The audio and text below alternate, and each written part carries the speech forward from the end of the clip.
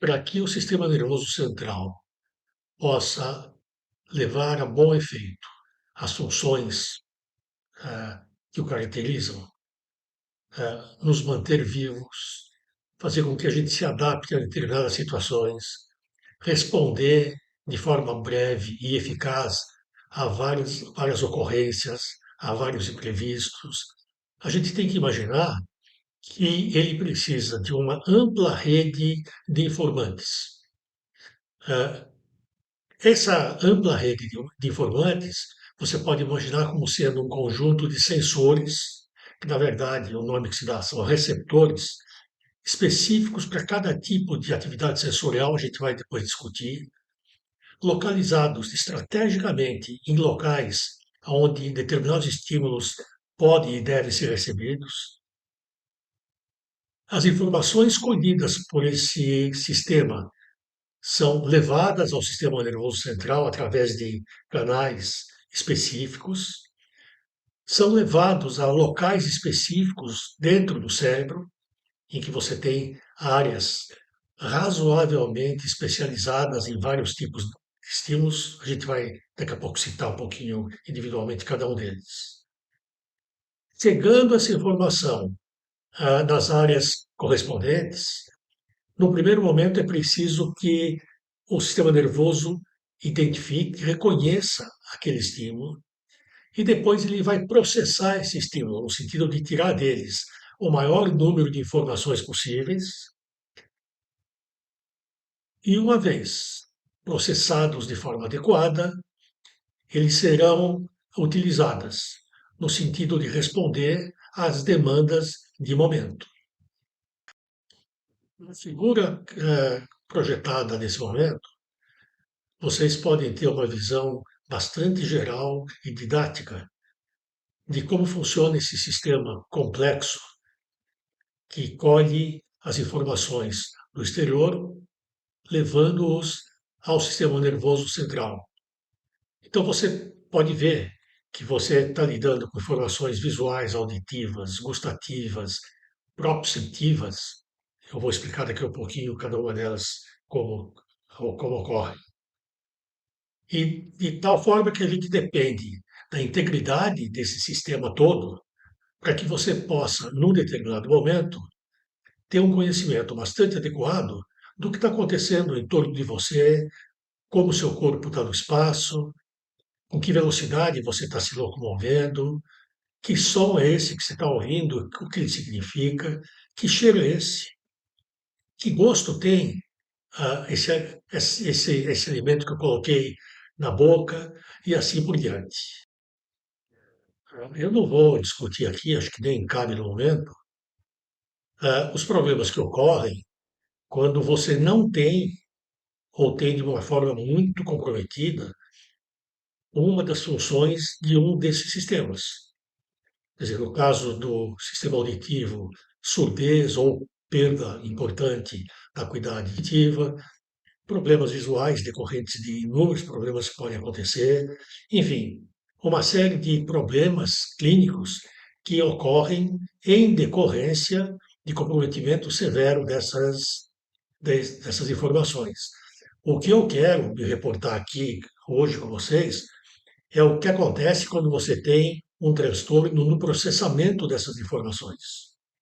Então, elas chegam ao sistema nervoso central, elas são habitualmente identificadas como tal, mas na hora que o sistema nervoso processa essas informações, ele pode processar de uma forma em que elas pareçam muito intensas ou muito pouco evidentes, levando ao que hoje se denomina transtorno do processamento sensorial.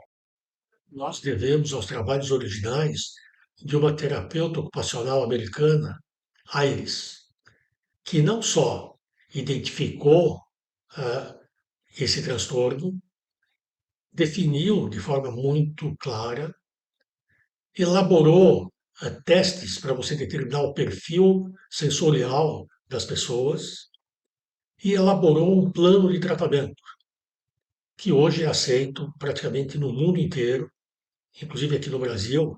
é um método, um programa de integração sensorial muito bem conhecido. O transtorno do processamento sensorial foi identificado muito com o transtorno do espectro do autismo, porque sabe-se hoje que alterações sensoriais são muito frequentes no quadro do TEA.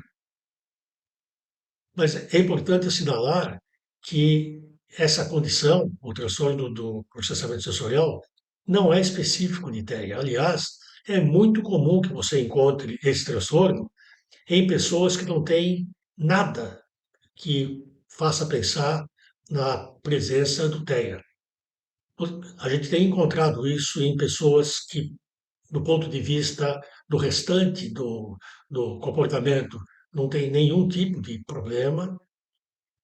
Eu tenho visto com uma certa frequência em crianças que têm transtorno de linguagem, e quando tem transtorno de linguagem e transtorno do processamento sensorial, é muito fácil a confusão com TEA, é preciso fazer esse diagnóstico diferencial. Quando você tem esse transtorno do processamento sensorial, você tem basicamente dois subtipos. Você tem aquele indivíduo que é hiporreativo e o outro que é hiperreativo.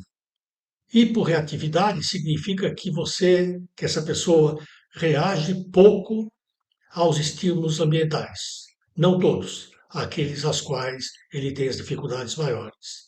E o hiperreativo é aquele que foge do estímulo, em que o estímulo é muito aversivo. Por exemplo, a sons, cheiros, estímulos táteis e uma série de outros. Importante identificar a presença desse transtorno, porque ele pode levar a problemas adaptativos bastante importantes. Quer dizer, imagine uma pessoa que não tem nenhum outro problema a não ser uma aversão a determinados sons que você encontra no seu cotidiano. Essa pessoa pode deixar de frequentar determinados lugares por não suportar aquele tipo de som. Outras podem não suportar determinados tipos de vestimenta, porque o tecido incomoda muito, a etiqueta incomoda muito. Enfim, pode ser um fator contribuinte para pessoas que têm seletividade alimentar. Algumas dessas pessoas evitam alimento crocante, outros evitam alimentos pastosos, enfim, pode interferir bastante com a adaptação desse indivíduo. Quando isto ocorre, está indicado o tratamento. E o tratamento, como eu disse antes, é fundamentalmente a aplicação do programa de interação sensorial de AIRES, que é feito por terapeutas ocupacionais adequadamente capacitadas. Então, para terminar, eu chamo a atenção para a importância de identificar essa condição, não imaginar, a princípio, que todo indivíduo que tem essa condição necessariamente tem TEA, identificar adequadamente quais os estímulos aos quais o indivíduo é hipo ou hiperreativo e possibilitar que a terapeuta ocupacional determine o perfil sensorial desse indivíduo e institua o tratamento mais adequado.